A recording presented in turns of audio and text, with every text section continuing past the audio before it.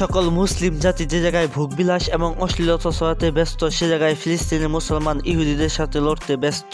আমরা মুসলিম জাতি নিজেদের অস্তিত্বের কথা ভুলে গেছি। আমরা মুসলিম জাতি নিজেদের পূর্বপুরুষদের বীরত্বের কথা ভুলে গেছি। আমরা কখনোই নিজেদের গায়ের জোরে যুদ্ধে বিজয় লাভ করিনি। আমরা বিজয় লাভ করেছি ইমানের জোরে। এবং কি আগেও আল্লাহ মুসলিমদের সাথে ছিলেন, এখনো মুসলিমদের সাথে আছেন, শুধু হয়ে গেছে আমাদের ইমানটা দুর্বল। হে গাইস, আসসালামু আলাইকুম, this is Sabbir and welcome back to new video. আমরা যারা ফিলিস্তিনের মুসলমানদের সশরীরে সাহায্য করতে পারতেছি না, তাদের কি করা উচিত?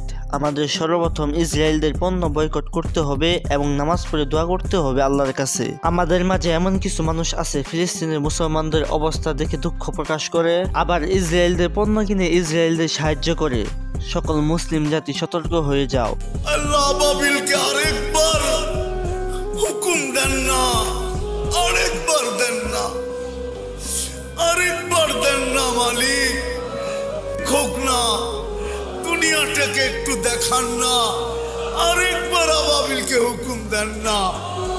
আল্লাহ আমাদের গুনাহ মাফ করে আরেকবার আবাবিলকে হুকুম দেন না, আরেকবার দেন না, আরেকবার দেন